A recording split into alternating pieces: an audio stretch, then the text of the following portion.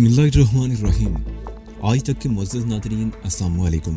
अब किस्त 191 मुलाहिज़ा फरमाएं। वो सोफे से उठकर नपे तुले कदम उठाते हुए मेरी तरफ बढ़ा और 2 कदम के फासले पर रुक गया। मैं इस तरह आगे को झुका जैसे उसकी टांगों से लिपटना चाहता हूँ। वो अपने आप को बचाने के लिए तेजी से नीचे झुका, लेकिन मैंने उसे भी ज्यादा तेजी से सीधा होकर उसकी ठोड़ी पर घुटने से जोरदार ज़रब लगा दी। वो कराते हुए सीधा हुआ तो मैंने अपनी जगह पर उछलकर उसके सीने पर फ्लाइंग किक लगाई। किक उसके सीने पर लगी। मेरा ख्याल था कि वो ढेर हो जाएगा, मगर वो महज लड़खड़ा कर रह गया। मैं भी उछला। इस मर्तबा मैंने हवा में घूम कर किक लगाई थी। मेरे दाएं पैर का पंजा गद्दी की तरफ से उसके दाएं कंधे के जोड़ पर लगा। इस मर्तबा वो कराकर 2 कदम और पीछे हट गया। मैं उसे संभलने का मौका नहीं देना चाहता था। इस मर्तबा मैंने फ्लाइंग किक लगाने की बजाय वहीं खड़े खड़े लट्टू की तरह घूम कर स्पिन किक लगाई।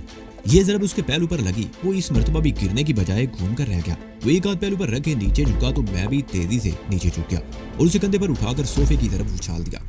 रांगड़ देशमुख के ऊपर गिरा। देशमुख चीख उठा। वो दोनों सोफे समेत पीछे उलट गए। मैं भी छलांग लगाकर सोफे की पिछली तरफ पहुंच गया। देशमुख की टोपी दूर जा गिरी। उसके बाल इतने बड़े नहीं थे कि मुट्ठी में आ सकते। मैंने उसे शर्ट के कॉलर से पकड़कर उठाया और उसके कूल्हे पर एक जोरदार ठोकर दे मारी। वो लड़खड़ाते हुए मुंह के बल सोफे की तरफ गिरा। मैं भी छलांग लगाकर वापस उसी तरफ आ गया। देशमुख बड़ी फुर्ती से उठकर खड़ा हो गया। उसने अपनी जेब की तरफ हाथ बढ़ाया, लेकिन इससे पहले कि उसका हाथ जेब तक पहुंचता मैं एक बार फिर अपनी जगह सोच रहा। मेरी दोनों टांगे उसकी गर्दन से लिपट गई। इस तरह मेरा सर नीचे की तरफ हो गया। देशमुख ने अपनी आवाज काबू में रखे। उसने दोनों हाथों से मेरे पहलुओं को गिरफ्त में लेने की कोशिश की। अगर उसकी गिरफ्त जम जाती तो मेरी खैरियत खतरे में हो जाती, लेकिन मैंने अपने दोनों हाथ जमीन पर टिकाकर अपने आप को आगे की तरफ झटका दिया। देशमुख मेरे ऊपर से होते हुए पूरे कद के साथ उल्टी कलाबाजी खाकर पुश्त के बल सेंट्रल टेबल पर गिरा। मेज की टॉप शीशे की थी। शीशा एक जोरदार छन्नाके से टूट गया और उसके साथ ही देशमुख के मुंह से जोरदार चीख निकल गई। मैं फौरन ही संभल गया और उठने की कोशिश कर रहा था कि रांगड़ हाथ में चाकू लिए मुझ पर हमलावर हुआ। मैंने उसे दोनों पैरों पर रोककर पूरी कुव्वत से दूसरी तरफ उछाल दिया और बड़ी तेजी से उठकर खड़ा हो गया। रांगड़ भी उठने की कोशिश कर रहा था, लेकिन मैंने उसको मौका नहीं दिया। मैंने जोरदार राउंड हाउस किक लगा दी जो उसकी पिंडली की पिछली तरफ लगी। वो चीखते हुए नीचे गिरा। मेरा ख्याल था कि उसकी पिंडली का गोश्त फट गया था। देशमुख इसी दौरान में उठ चुका था और वो एक बार फिर जेब में हाथ डालने की कोशिश कर रहा था, लेकिन मैंने इस मर्तबा भी उसे मौका नहीं दिया। मेरी साइड किक उसके बाजू पर लगी और मैंने उसे टिकने का मौका नहीं दिया और किक पर किक लगाता चला गया। इसी दौरान में रांगड़ भी संभल कर मेरी तरफ लपका था, लेकिन मैं उससे भी गाफिल नहीं था। मेरी एक ही स्पिन किक ने उसे जमीन चाटने पर मजबूर कर दिया। मैं फिर देशमुख की तरफ मुतवज्जो हो गया। मेरा एक भरपूर पंच उसके जबड़े पर लगा। वो चीख उठा। उसके मुंह से खून बह निकला। मैंने उसी जगह एक और पंच लगाया। इस मर्तबा उसने खून थूका तो उसके साथ एक दांत भी था। मारो मारो इसे और मारो, ये शुभा की आवाज थी। मैंने उसे कमरे में भेजा था, लेकिन वो बाहर आ गई। उन दोनों के मेरे हाथों पिटते देखकर उसका हौसला बढ़ा था और वो चीख चीख कर मेरा हौसला बढ़ा रही थी। मुझे वाकई उसके चीखने से मजीद हौसला मिला था। मेरे देशमुख और रांगड़ को एक बार फिर ठोकरों पर रख लिया। शुभा के जी में न जाने क्या आई थी कि वो भी मैदाने जंग में कूद पड़ी और फिर बिमला भी उससे पीछे नहीं रही। उन दोनों ने टूटी हुई सेंटर टेबल के पाए खींच लिए थे और उन दोनों की इस तरह धुनाई कर रही थी जैसे धोबी घाट पर बैठी कपड़े कूट रही हूँ। सोनिया बाहर दौड़ गई। वो दोनों नेपाली गन मैनों को ले आई थी। नेपाली गन मैनों ने ये सूरत देखी तो रांगड़ और देशमुख पर फल पड़े। मैंने बिमला और शुभा को पीछे खींच लिया। शुभा बुरी तरह बिखरी हुई थी। मैं उसे बाहों की लपेट में लेकर कमरे में आ गया। छोड़ दो मुझे। वो अपने आप को छुड़ाने की कोशिश करते हुए चीखने लगी। मैं इसे जिंदा नहीं छोड़ूंगी, मार दो इसे, इसने मुझे बहुत परेशान किया है, मुझे सूली पर टांग रखा है इसने। होश में आओ शुभा। मैंने उसे बाहों से पकड़कर झंझोड़ दिया। अपनी आवाज काबू में रखो, अब वो तुम्हें परेशान नहीं करेगा। तुम यहीं बैठी रहो, बाहर मत आना। मैं उसे कमरे में छोड़कर लपक कर बाहर आ गया। सुरिंदर ने अपना पिस्तौल निकाल लिया था और राबिंदर लातों और गोंसों से उन दोनों की धुनाई कर रहा था। बस छोड़ दो अभी ने, मैंने चीख कर कहा।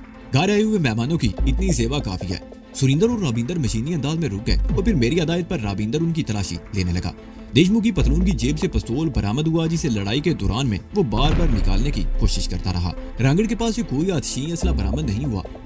उसके पास वही चाकू था जो अब टूटी हुई मेज के करीब दरी पर पड़ा था। राबिंदर ने वो चाकू भी उठा लिया। क्या ख्याल है नेताजी? मैंने देशमुख की तरफ देखते हुए कहा। इस हालत में तुम्हारी तस्वीर खींचकर अखबारों में छपवा दी जाए तो कैसी रहेगी? तेरा दाव चल गया लौंडे। देशमुख के मुंह से आवाज भी वो मुश्किल निकल रही थी। हम अब भी कहता हूँ कि शोभा को मेरे हवाले कर दो। उसकी खोपड़ी पर लगने वाली मेरी ठोकर से उसके आखिरी अल्फाज चीख में बदल गए थे। अब अगर तुम्हारी जबान पर शोभा का नाम आया तो मैं तुम्हारी जबान काट दूंगा। मैंने उसे एक और ठोकर मारते हुए कहा। तुम शोभा को जिस तरह परेशान करते रहे हो मुझे सब मालूम हो चुका है, लेकिन अब अगर तुमने शोभा की तरफ मैली आंख से भी देखा तो आंखें निकाल दूंगा तेरी और तुम्हारे हाथ पैर काट कर कुत्तों को खिला दूंगा। तुम भीख मांगने के काबिल भी नहीं रहोगे। बोल ले तू, देशमुख ने दरी पर खून थूकते हुए कहा। पर ये जान ले कि शोभा मेरी है और दुनिया की कोई शक्ति से मुझसे बचा नहीं सकती। वो उसके आखिरी अल्फाज एक बार फिर चीख में बदल गए। पता नहीं शुभा किस वक्त कमरे से निकल आई थी। उसने हाथ में पकड़ा हुआ बेज का पाया पूरी कुव्वत से उसके कंधे पर दे मारा और पे दर पे उस पर ज़रबे लगाती रही। देशमुख अपने आप को बचाने के लिए दरी पर लौटता रहा, लेकिन शुभा का हर वार उसे चीखने पर मजबूर कर देता। मैंने लपक कर शुभा को बड़ी मुश्किल से काबू में किया। शुभा को तुमने लूट का माल समझ रखा है? वो चीखी। तुफ है तुम्हारी मर्दानगी पर, उसने देशमुख के मुंह पर थूकते हुए कहा। कमजोर और बेसहारा औरतों पर धौंस जमाकर अपने आप को बहुत बहादुर समझते हो। एक मर्द सामने आया तो तुम्हारी सारी मर्दानगी निकल गई। थू, उसने एक बार फिर थूक दिया। मर्दानगी तो हम तुम्हें दिखाऊंगा, देशमुख बोला। वो वाकई बहुत ढीठ और बहुत बेगैरत था। इतनी पिटाई होने के बाद भी उसे गैरत नहीं आई थी। बेहतर है कि तुम अभी यहाँ से चले जाओ, मैंने उसे घूरते हुए कहा। मैं तुम्हें एक मौका दे रहा हूँ, ये पहला और आखिरी मौका है।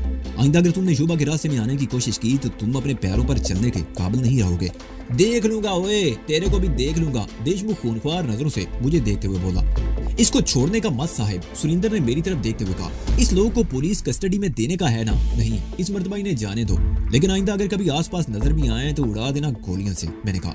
ठीक बोलने का है साहिब, सुरिंदर ने कहा और देशमुख को शर्ट के कॉलर से पकड़कर उठा दिया। चल उठ, तो हमको बोलने का था कि हम बेगम साहब का रिश्तेदार हो, इसलिए हम तुमको इज्जत के साथ अंदर बिठा दिया। कोई चीज तो चोरी नहीं किया हुआ, तुम हमारी तलाशी ले चुके हो। देशमुख ने झटके से अपना कॉलर छुड़ा लिया और फिर मेरी तरफ देखते हुए बोला, हम चलता हूँ। चले भी जाओ, मैंने उससे से कहा, और हाँ, अपना ये दांत भी उठाकर ले जाओ, हमें इसकी जरूरत नहीं। उसने खूनख्वार नजरों से मेरी तरफ देखा और रांगड़ को इशारा करते हुए दरवाजे की तरफ बढ़ गया। रांगड़ लंगड़ाते हुए चल रहा था। उसकी पिंडली की पिछली तरफ लगने वाली मेरी राउंड उस किक से गोश्त फट गया था और मैं जानता था कि वो 8-10 दिन मालिश करवाता रहेगा। देशमुख की हालत भी कुछ अच्छी नहीं थी। उसका एक दांत टूट चुका था और जिस्म के दूसरे हिस्सों पर भी चोटें आई थी। जैसा कि मैं पहले भी बता चुका हूँ कि इस किस्म की गुंडों की सारी ताकत उनके गुर्गों में होती है। वो खुद किसी के हत्थे चढ़ जाएं तो चंद हाथ खा कर ही कदमों पर गिर जाते हैं और गिड़गिड़ा कर रहम की भीख मांगने लगते हैं। देशमुख इस लिहाज से दूसरे गुंडों से मुख्तलिफ साबित हुआ कि बुरी तरह पिटने के बाद भी वो हाथ जोड़कर गिड़गिड़ाया नहीं था, बल्कि आखिरी वक्त तक संगीन नताइज की धमकियां देता रहा था। मैं भी उनके पीछे बाहर निकल आया। बिमला भी मेरे साथ थी। सुरिंदर और राबिंदर देशमुख और रांगड़ को धक्के देते हुए गेट से बाहर ले आए और उनके कुलों पर लातें रसीद करके छोड़ दिया। वो दोनों गली के आखिर में मोड़ पर खड़ी हुई एक कार के करीब रुक गए। जब हम बाजार से वापस आए थे तो उस कार के करीब से गुजरे थे, मगर तवज्जो नहीं दी थी। वो दोनों कार में बैठ गए। चंद सेकंड बाद इंजन स्टार्ट होने की आवाज सुनाई दी और फिर कार पुरशोर आवाज के साथ मुखालिफ समत में चली गई। मैंने रविंदर को गेट ही में छोड़ दिया और सुरिंदर को इशारा करते हुए अंदर आ गया। सोनिया और शुभा इसी जगह पर खड़ी थी जहाँ मैं उन्हें छोड़कर गया था। शुभा की साड़ी का पल्लू नीचे लटका हुआ था और उसे देखकर लगता था जैसे उसने सिर्फ धोती और ब्लाउज पहन रखा हो। मैं उसके सामने रुक गया। वो चंद में अजीब सी नजरों से मेरी तरफ देखती रही, फिर सोनिया, बिमला और सुरिंदर की मौजूदगी की परवाह किए बगैर वालियाना अंदाज में मुझसे लिपट गई और मेरे रुखसार और पेशानी पर एकदम से बोझ से देने लगी। तो वाकई बहुत बहादुर और हौसलामंद हो। वो एक कदम पीछे हटकर मेरे चेहरे पर नजरें जमाते हुए बोली, देशमुख को यहाँ देखकर तो मेरी रूह फना हो गई थी। मैं तो ये समझी थी कि शायद हमारा अंत होने वाला है। मैंने उसका जुमला मुकम्मल कर दिया। हाँ, मैं तो काम कर रह गई थी, उसने सारी ला दिया। मेरा हिम्मत सिंह बहुत हिम्मत वाला है दीदी, बिमला बोल पड़ी। मुझे याद है जब सारस्का में डाकू मुझे उठाकर जंगल में ले गए थे तो ये अकेला उन डाकुओं के पीछे जंगल में आ गया था। उन डाकुओं के सरदार को इस तरह पटक पटक कर और उछल उछल कर मारा कि वो मंजिल में आज भी नहीं बोल सकती। बातें बाद में होंगी, पहले यहाँ की सफाई तो कर ली जाए, मैंने कहा। सुरिंदर पहले अपने काम में मसरूफ हो चुका था। उसने उल्टे हुए सोफे और कुर्सियां सीधी कर दी और टूटी हुई मेज और शीशे के टुकड़े उठाने लगा। बिमला और सोनिया भी उसका हाथ बटाने लगी। सुरिंदर ने शीशे के टुकड़े उठाकर बाहर फेंक दिए। सोनिया एक बाल्टी में पानी और पुराना कपड़ा ले आई। सुरिंदर कपड़ा भगोकर दरी पर खून के धब्बे साफ करने लगा। उसने देशमुख का टूटा हुआ दांत भी उठाकर बाहर फेंक दिया। मुझे यकीन था कि देशमुख 4-6 रोज तक अपने जबड़ों की सिकाई जरूर करेगा। सफाई में पौन घंटा लग गया। सफाई के दौरान में दरी से देशमुख को रांगड़ी के सोने की जंजीरें भी मिली थी। लड़ाई के दौरान में जंजीरें उनके गलों से टूटकर गिर गई थी। मैंने एक चेन सुरिंदर को और दूसरी रविंदर को इनाम के तौर पर दे दी। वो दोनों बहुत खुश हुए थे। पस्तौल और चाकू मैंने सुरिंदर से ले लिया। उन दोनों ने फिर अपनी ड्यूटी संभाली। सोनिया ने एक और अच्छा काम ये किया कि काफी बनाकर ले आई। इस वक्त वाकई चाय या काफी की तलब महसूस हो रही थी। इसी दौरान में शुभा बार बार मेरा जिस्म टटोल रही थी और पूछ रही थी कि मुझे चोट तो नहीं लगी। तुमने उन्हें यहाँ से चले जाने का मौका देकर अच्छा नहीं किया, शुभा ने कहा। वो धमकी देकर गया है और फिर आएगा। अब अगर वो आया तो अपने पैरों पर चलकर नहीं जा सकेगा, मैंने जवाब दिया। वैसे आज तुमने भी अपने दिल की बुढ़ास निकाल दी। अब तुम्हारे दिल में कोई खौफ नहीं होना चाहिए। गुंडों से डरा जाए तो वो इतना ही ज्यादा दबाते हैं। इनसे निपटने का एक ही तरीका है जो आज तुमने देख लिया। हाँ, मेरे दिल में कोई खौफ नहीं रहा। अब मैं उसे माफ नहीं करूंगी, शुभा ने जवाब दिया। हम अभी बातें कर रहे थे कि फोन की घंटी बज उठी। हम सब उछल पड़े। बिमला करीब बैठी हुई थी। बात करते उसके चेहरे पर तिमतमाहट सी आ गई। मैं समझ गया कि वो किसकी काल हो सकती है और फिर उसने रिसीवर मेरी तरफ बढ़ा दिया। दीदी रूह मती है, उसने बताया। मैंने रिसीवर ले लिया। चलने में रूममती से बात करता रहा, फिर ठाकुर लाइन पर आ गया। चंद रस्मी जुमलों के तबादले के बाद उसने कहा, मैं अपने एक आदमी के जरिए देशमुख की निगरानी करवा रहा था, लेकिन 2 दिन पहले वो अचानक गायब हो गया। वो जयपुर में नहीं है, उससे हमारी मुलाकात हो गई है अभी थोड़ी देर पहले। मैंने जवाब दिया, क्या मतलब, क्या वो? हाँ, वो यहाँ पहुँच गया है और 1-1.5 घंटा पहले हमारी कोठी पर आया था।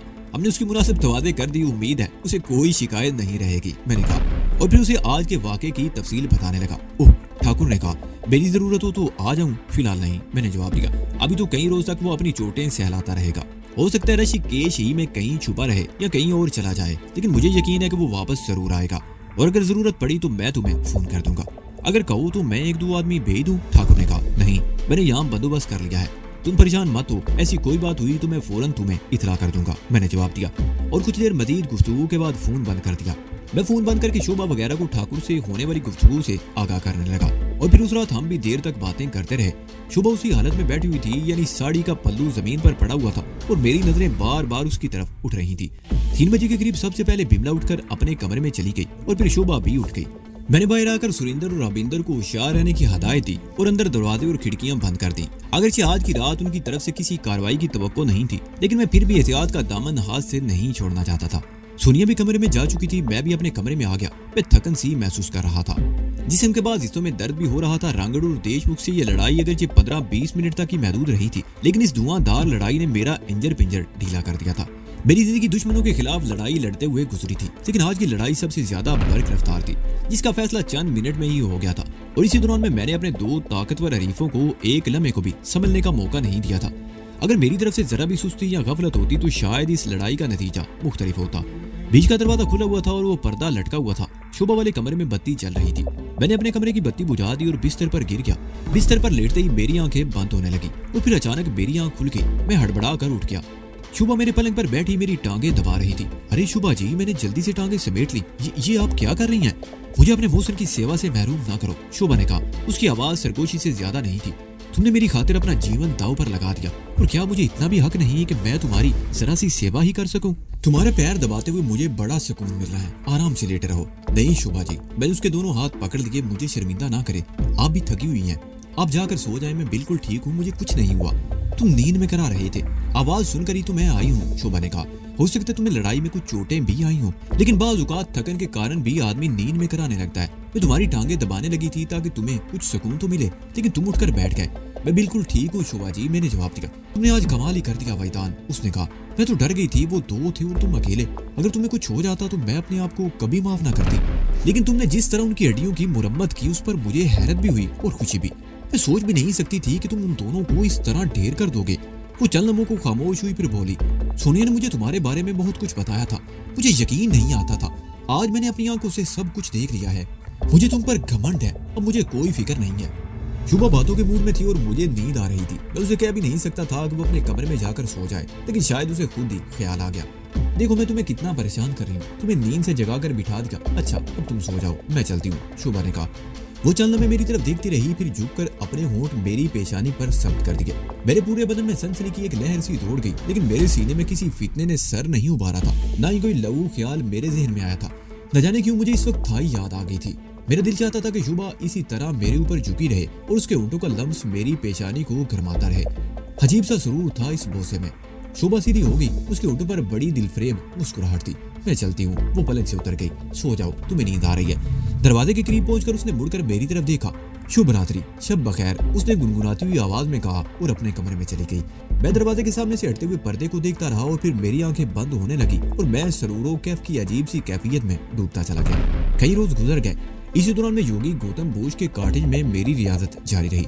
मेरे अंदर ख्वाबीदा पुर इसरार कुव्वत की बेदारी का इब्तदाई मरहला शुरू हो चुका था और मैं अपने आप में अजीब सी तब्दीली और कैफियत महसूस करने लगा था।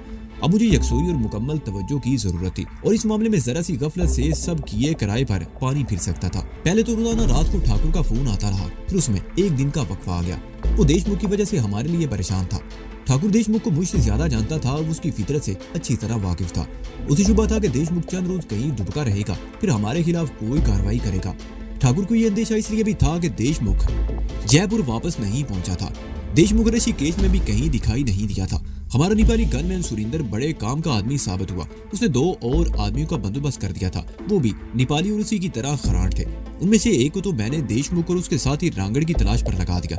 उसने ऋषिकेश और उसके गिरदोनवा में तमाम होटल, गेस्ट हाउसेस और मंदिर देख डाले, मगर उनका कोई सुराग नहीं मिला। वो या तो कहीं छुपे हुए थे या शहर छोड़कर कहीं और चले गए थे। लेकिन मुझे ये भी यकीन था कि वो ज्यादा दूर नहीं गए होंगे और पलट कर जरूर आएंगे। शोभा के दिल में अब किसी किस्म का खौफ नहीं रहा था। अब तो वो सोनिया या बिमला को साथ लेकर मेरे बगैर सैरो तफरी के लिए या कोई और सौदा वगैरह लेने के लिए बाजार की तरफ चली जाती थी। उजन नाम का एक नेपाली गनमैन बहरहाल उनके साथ रहता था। ये उन 2 में से एक था जिनकी खिदमत सुरिंदर के जरिए हासिल की गई थी। उस रोज सुबह सवेरे ही ठाकुर का फोन आ गया। उसने शुभा से बात करते हुए बताया कि उसने शुभा के काफी हाउस वाली बिल्डिंग की कीमत लगवा ली है। उसने शुभा को वो कीमत बताकर उसकी राय मांगी थी। अगर शुभा उस कीमत पर बिल्डिंग बेचने को तैयार हो तो वो ठाकुर उसे खरीद लेगा। शुभा ने बिला झिझक आमादगी का इजहार कर दिया और कहा कि वो कागजात तैयार करा ले। उसके साथ ही महावीर रोड वाले प्लाट की बात भी हुई थी, लेकिन ठाकुर ने बताया कि उसकी अभी मुनासिब कीमत नहीं लग रही।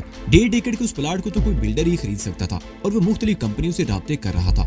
उस रोज मैं सोनिया और शोभा के साथ बाजार की तरफ निकल गया। बिमला घर पर ही रह गई। शोभा का ख्याल था कि मुस्तकिल अगर यहाँ रहना है तो अब उसे कोई बंगला खरीद ही लेना चाहिए और हम बंगले की तलाश में प्रॉपर्टी एजेंटों के दफ्तर में जांगते फिर रहे थे। दोपहर का खाना हमने एक रेस्टोरेंट में खाया। बिमला के लिए खाना पैक करवा लिया गया। हम सुबह 9 बजे से घूम रहे थे और इस तक दोपहर के 2:30 बज रहे थे। सोनिया और शोभा थक गई थी, इसलिए हमने वापसी के लिए टैक्सी ले ली। टैक्सी मुख्तलिफ रास्तों पर घूमती हुई नीलम नदी की तरफ आ गई। ये बारूनक इलाका था। हमारी टैक्सी जैसे ही नीलम नदी के करीब पहुंची, पीछे से आने वाली एक कार तेज रफ्तारी से ओवरटेक करते हुए हमारी टैक्सी के आगे आ गई। ड्राइवर को मजबूरन टैक्सी रोकनी पड़ी। एक कार टैक्सी के पीछे भी रुक गई और इससे पहले कि मैं सूरत हाल का कुछ अंदाजा लगा सकता, टैक्सी के आगे खड़ी हुई कार से 2 आदमी उतरे। उन्होंने चेहरे पर मास्क चढ़ा रखे थे। दोनों के हाथों में ऑटोमेटिक राइफलें थी। उन्होंने कार से उतरते ही हवाई फायरिंग शुरू कर दी। मैं फौरी तौर पर नहीं समझ सका कि ये सब क्या हो रहा है, लेकिन चूंकि इस वक्त जब अगली कार से उतरने वाले एक आदमी ने टैक्सी का दरवाजा खोलकर शोभा को नीचे घसीट दिया। शोभा खौफ और दहशत से चीखने लगी। वो आदमी उसे घसीटते हुए अगली कार की तरफ ले जा रहा था। मुझे यकायक जैसे होश में आ गया। मैं टैक्सी की अगली सीट पर था। दरवाजा खोलकर बड़ी उजलत में नीचे उतरा और उस शख्स की तरफ लपका जो शोभा को घसीट रहा था, मगर उस शख्स ने पलटकर मेरे पेट पर ठोकर दे मारी। मैं बिलबिलाकर दूरा हो गया, मगर अपनी तकलीफ की परवाह किए बगैर उठकर दोबारा उस शख्स की तरफ लपका। मैंने शोभा का हाथ पकड़ लिया और उसे अपनी तरफ खींचने लगा। इसी दौरान में दूसरा आदमी भी इस तरफ पहुंच गया और उसने राइफल का बट पूरी कुव्वत से मेरे कंधे पर दे मारा। मेरे मुंह से चीख निकल गई। शोभा का हाथ भी मेरे हाथ से छूट गया। मैंने संभलना चाहा, मगर उस शख्स ने एक बार फिर राइफल घुमा दी। इस मर्तबा राइफल का बट मेरे कूल्हे पर लगा। पहला आदमी शोभा को घसीटते हुए अगली कार तक ले जा चुका था। उसके एक हाथ में राइफल थी और दूसरे हाथ से उसने शोभा की कलाई थाम रखी थी। वो पूरी कुव्वत से शोभा को कार में ठूंसने की कोशिश कर रहा था। शोभा बुरी तरह मचलते हुए मुजाहमत कर रही थी। उसने उस शख्स की कलाई पर दांत काट दिए। वो चीख उठा। उस शख्स ने शोभा को कार के खुले हुए दरवाजे में धकेल दिया और खुद भी अंदर बैठकर दरवाजा बंद कर लिया। मैं अपने अंजाम की परवाह किए बगैर दूसरे आदमी से लिपट गया। इसी दौरान में पिछली कार से भी 2 आदमी उतर आए थे और वो सोनिया को टैक्सी से खींचकर अपनी कार की तरफ घसीट रहे थे। सोनिया भी चीखते हुए मुजाहमत कर रही थी। मैं उस तरफ लपका। मेरा पैर एक आदमी के पैर में उलझा और मैं लड़खड़ाते हुए मुंह के बल गिरा। मैं संभलने की कोशिश कर रहा था कि मेरी खोपड़ी पर जोरदार ठोकर पड़ी। मैं सर को दोनों हाथों में थाम कर सड़क पर लूटने लगा। वो दोनों आदमी मेरे जिस्म पर ठोकरों की बारिश करते रहे, जबकि उनका तीसरा साथी ऑटोमेटिक राइफल से मुसलसल हवाई फायरिंग कर रहा था। चलो भागो, अब देर नहीं करो, फायरिंग करने वाला चीखा। उसका एक साथी दौड़कर अगली कार में सवार हो गया जिसमें शोभा को ठूंसा गया था और दूसरा पिछली कार की तरफ दौड़ा जहाँ से सोनिया के चीखने की आवाजें सुनाई दे रही थी। दोनों कारें हरकत में आकर तेज रफ्तारी से आगे बढ़ गई। मैं उठकर कारों के पीछे दौड़ा, लेकिन ठोकर खाकर गिर गया। मैं उठने की कोशिश करते हुए चीख रहा था कि लोगों, इन बदमाशों को रोको, इन 2 मासूम औरतों को बचाओ जिन्हें वो अगवा करके ले जा रहे हैं।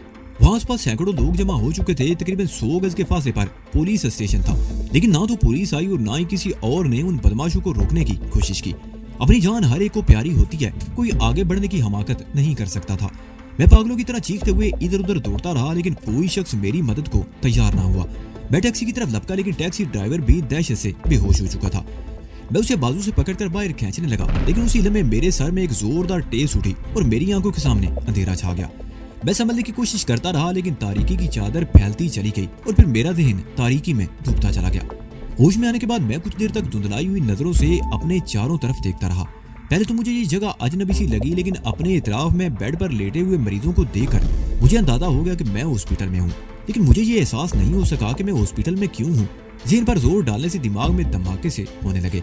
फिर यकायक मुझे याद आ गया कि मेरे साथ क्या वाकया पेश आया था। शुभा और सोनिया को दिन दहाड़े अगवा कर लिया गया था और मैं उन्हें बचाने में कामयाब नहीं हो सका था। उन दोनों का ख्याल आते ही मैं एक झटके से उठकर बैठ गया। उसके साथ ही मेरे मुंह से हल्की सी चीख निकल गई। चीख की आवाज सुनकर एक नर्स और उसके साथ बिमला दौड़ते हुए मेरे करीब पहुंच गए। बिमला न जाने कब से वार्ड के आखिर में नर्स के पास बैठी हुई थी। मैं बेड से उतरने की कोशिश कर रहा था कि वो दोनों मुझे पकड़कर दोबारा लिटाने लगी।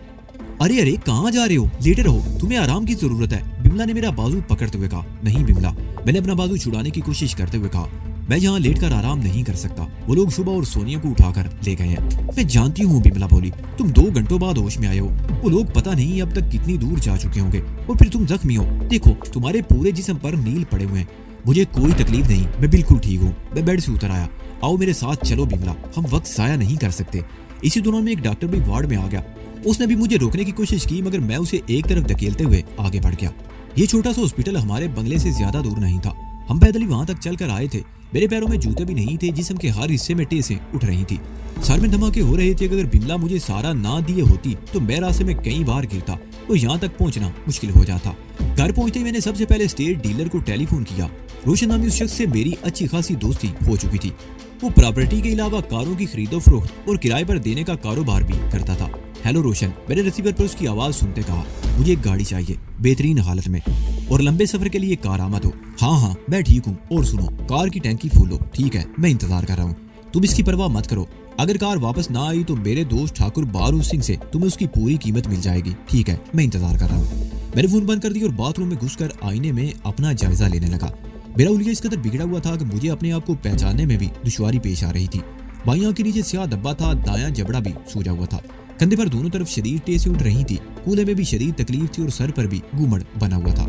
उन दोनों जालिमों ने बुरी तरह मेरी धुनाई की थी। मैंने मुंह हाथ धोकर सूजे हुए जबड़े और रुखसार पर लोशन लगाया और कपड़े बदलकर बाहर आया तो बिमला चाय बना चुकी थी और इस वक्त मैं वाकई चाय की तलब बड़ी शिद्दत से महसूस कर रहा था। चाय का कप लेते हुए मैंने बिमला की तरफ देखा। उसकी आंखें सुर्ख थी, लगता था वो देर तक रोती रही हो और मुझे हैरत थी कि वो इस वक्त अपने आप पर कैसे काबू पाए हुए थी। वो मेरे सामने बैठी खामोशी से मुझे देखती रही। मैं चाय खत्म करके अपने कमरे में आ गया और थैले में अपने कपड़े ठूंसने लगा। ये भी इसी में डाल दो। बिमला की आवाज सुनकर मैं पीछे मुड़ा। वो भी गालिबन मेरे पीछे ही कमरे में चली आई थी। उसने अपने कपड़ों के 2 जोड़े मेरी तरफ उछाल दिए। मैं सीधा होकर खड़ा हो गया। बिमला, मैंने उसके चेहरे पर नजरें जमाते हुए कहा, उनकी तलाश में न जाने मुझे कहां ठोकरें खानी पड़े, किन हालात का सामना करना पड़े, मैं तुम्हें साथ नहीं ले जा सकता। तुम आज की रात यहाँ गुजार कर सुबह जयपुर चली जाओ। मुझे कहीं मौका मिला तो मैं फोन पर ठाकुर से बात कर लूंगा। तुम मेरे बगैर नहीं जा सकोगे, बिमला ने कहा। नहीं हिम्मत सिंह, मैं तुम्हें अकेले नहीं जाने दूंगी। मेरा कोई रास्ता नहीं, कोई मंजिल नहीं है, मैंने कहा। मैं तो हमेशा ही से खतरात में घिरा हुआ हूँ। इन तागूती कुव्वतों से लड़ते हुए अरसा गुजर गया है। हैरत तो इस बात पर है कि मैं अब तक जिंदा कैसे हूँ। अब मैं जिस सफर पर निकल रहा हूँ वो पहले से कहीं ज्यादा कठिन और खतरनाक है। मैं नहीं चाहता कि तुम भी। नहीं हिम्मत सिंह, वो वालियाना अंदाज में मुझसे लिपट गई। तुम हमेशा दूसरों के लिए लड़ते रहे हो, दूसरों के लिए अपने जीवन को खतरे में डाले रखा है और अब भी तुम मौत के अंधे कुएं में छलांग लगाने जा रहे हो। किसके लिए? दूसरों के लिए ना। तो क्या किसी दूसरे को यह हक नहीं कि वो चंद कदम तक तुम्हारा साथ दे सके? नहीं, मैं तुम्हें अकेले नहीं जाने दूंगी। मैंने उसे बाहों से पकड़कर अपने से अलग किया। उसकी आंखों में आंसू थे। मैं उसे समझाने की कोशिश करता रहा लेकिन वो मेरे साथ जाने पर बतीत रही। तुम मुझे कमजोर मत समझो, वो कह रही थी। जानकी ने कदम कदम पर तुम्हारा साथ दिया और बिलाकर अपना जीवन तुम्हारी भेंट कर दिया। सोनिया कब से तुम्हारे साथ है। उसने तुम्हारे लिए क्या क्या मुसीबतें नहीं उठाई होंगी लेकिन मैंने उसके चेहरे पर कभी भी घबराहट नहीं देखी। शुभा तुम्हें बहुत पसंद करने लगी है।